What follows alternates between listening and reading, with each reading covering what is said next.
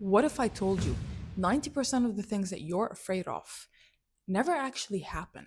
Most of your fears are not real, they're illusions. Because fear isn't always about real danger.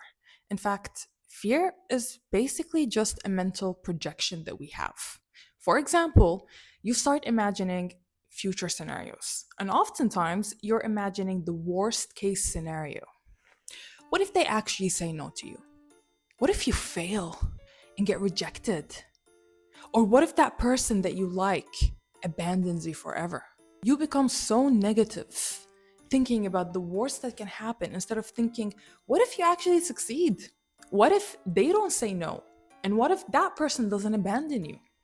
Or your fears are based on past trauma and things that you've experienced in your past that you no longer want to repeat because you don't want to feel the same pain again. Because you failed once, you will never succeed in your life. And sometimes they're just based on social conditioning and behavior that we learn from our parents.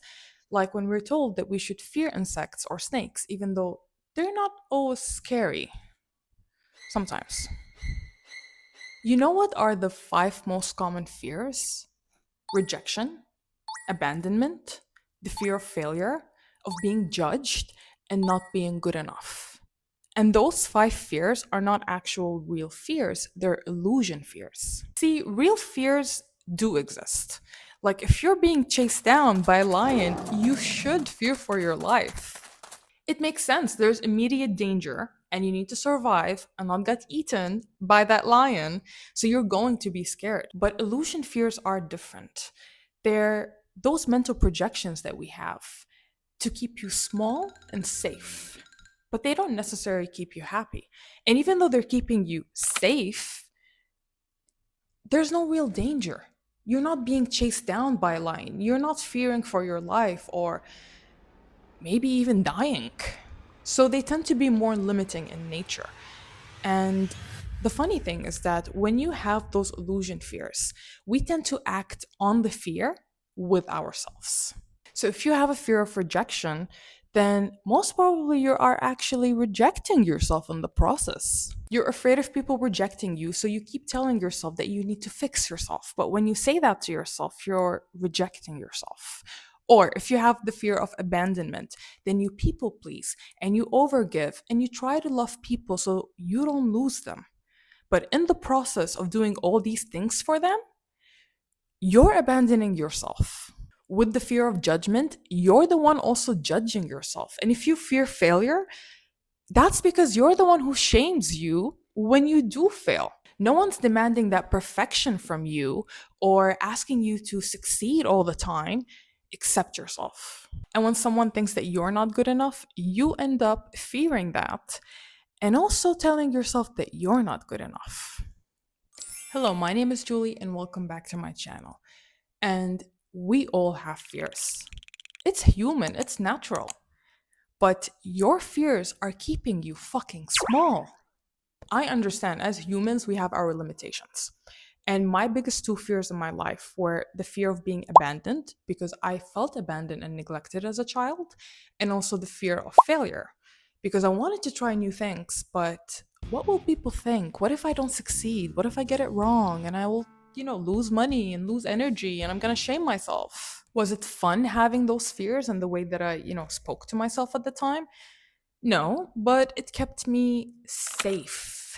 If I never tried doing something, then I will never fail and I will not shame myself for it. And if I keep pleasing people, then I'm not gonna end up alone. Although I felt lonely, but still. Those fears fucking kept me small. In fact, the only reason that I get to film this video and have you watch it is because I decided to fail, because there's a high chance that this video fucking flops and no one gets to watch it. And overcoming fear is not impossible, because fear is an illusion. You just gotta break that fucking illusion. So the next time you feel scared, just ask yourself, is this fear protecting me or is it limiting me?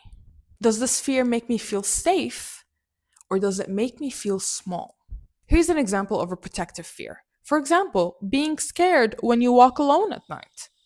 It makes sense. There's threat at night. Bad things could happen to you. Even if you're a woman, even if you're a man, you got to take your precautions.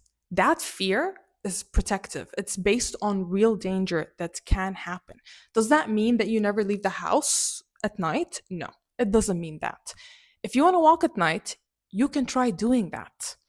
But you got to take your precautions. So when I walk at night, which I do every single night, I always wear baggy clothes. I'm not going to reveal myself. I don't need that attention at night. However, if I do want to go out at night, let's say to a club or to a bar, and I do want to, dress nice, look cute, heels that will make me slower, then I can do that. But my precaution is going to be taking a taxi. Now, with limiting fears like rejection or abandonment, they're keeping you psychologically safe. But if you get abandoned or you get rejected, you're not dying. You're not going to lose your life. It will hurt. And sometimes it will hurt like a motherfucker. But you're not dying. So it's not protecting you, as in like something bad can really happen to you and hurt you, endanger you. But rather, it's just in your head. It's keeping you small. First step, you got to ask yourself that question and determine it. And then the second step is to take action towards that fear with curiosity. If you want to overcome that fear, you need to start doing micro actions towards that fear so you can slowly train your brain that, okay, I will do something small and see nothing bad happened. Even if something bad happened, let's say you got rejected, someone said no to you, you're still as you are. You try to go there without expectations, you get rejected, you grieve, you feel sad, that's okay. And then you can try again. There's nothing wrong. Maybe that person, that opportunity was not for you. So you got to have that curiosity, and then you got to do small actions towards your fear. If you have the fear of rejection, you can start, for example, for asking a friend for a cup of coffee. And then if they said yes, even if they say no, then you can start asking a stranger if they would like to go out somewhere. You're not losing your fucking life getting rejected. Or you're getting hurt by close people around you and you need to learn how to start setting boundaries. Then set micro boundaries. Maybe if you don't like being touched, start telling people, I prefer not to be touched. It's a micro boundary. If someone actually does end up leaving you, then have that curiosity. Ask yourself, is that person someone I want in my life? That the moment I say something that makes me feel comfortable, they get annoyed and then they cut me off? As I said, I dealt with the fear of abandonment, and when I started learning how to set my boundaries, I lost a few people. People I never imagined I would lose in my life. Did I feel bad? Yes, it fucking hurt. But I did not die. And I realized maybe those are not the people that I want in my life. When I'm trying to learn how to build and establish healthy relationships in which I feel comfortable and safe, and they can also feel comfortable and safe. We're not taking each other for granted here. There's an equal give and take. If someone has a problem with that, I'm not sure this is someone I want in my life. What if I learn making new friends? What if those friends end up being better? Stop thinking of the worst case scenario every single time. If you have a fear of judgment, then stop judging yourself, first of all. No one's perfect. Everyone has flaws. We all have our shit. And second of all, maybe start thinking that people aren't even thinking of you. Because most people are concerned with themselves just like you're concerned with yourself. So when you're thinking that people out there are trying to judge you, trust me, a lot of them aren't even thinking about you, honey. And if you are with someone that is judging you, or you know someone's doing that, then again, maybe that's not the type of person you want in your life. Thank God. Find the people who won't judge you. It's important that you also do the inner work when you're overcoming that fear, because you're gonna feel sad. You're gonna grieve if you lose someone when you start setting those boundaries or when you start getting rejected. It's gonna be up and down, up and down. But you need to be there for yourself. Self-soothe, self-validate, affirm yourself. Try again. Because maybe the first time it won't work. Maybe the second time it won't work. But the third time, if it does work, if you do succeed, imagine how fucking great that would feel. Yes, took a few tries, but it fucking happened. You found the right people. You found your worth. You succeeded. You didn't get rejected and didn't get abandoned. Fear isn't saying the truth. It's just a story that we tell ourselves. and you get what you wish for. So if you're scared that you're gonna get rejected by people, you get what you wish for. You will get people who will reject you. You're scared being abandoned, then you get what you wish for. You will face abandonment, so you keep being scared of abandonment. That's the energy that you're putting out there, and that's what you get back. Law of attraction. Okay, but what about phobias? Those are like extreme fear. Can we overcome those as well? See, phobias are just intense emotional reactions. They're fear, but overwhelming fear. And a lot of them are based on past trauma as well. Like if you got bitten by a dog, then you will fear dogs because, something bad happened to you. It's traumatic. Or it's based on learned behavior. It means that if your parents were afraid of heights, then probably you might also be afraid of heights. And mainly, they're just subconscious associations. So they're kind of beliefs and stories that we tell ourselves subconsciously.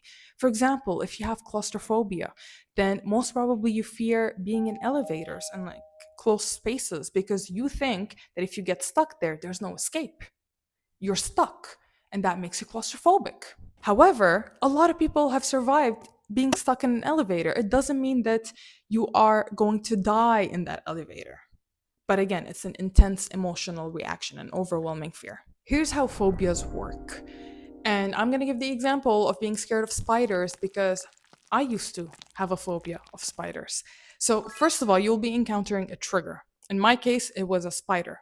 And once I encounter that spider, I'm going to have overwhelming fear. I'm going to have that fear reaction in me. I'm going to get scared. I'm going to scream. I'm going to jump. I'm going to wear my gloves and cover myself. I've done that before. And then I start avoiding the spider. I don't want to get close to that spider.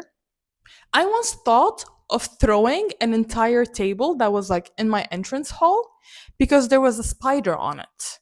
I couldn't kill the spider. I was so fucking scared that I wanted to throw away the table. And then after I avoid the spider, whether, I get someone else to kill it for me and I don't have to deal with it or even come close to it, then I get that relief. And I start to reinforce myself by telling myself, see, because you didn't get close to that spider, nothing happened.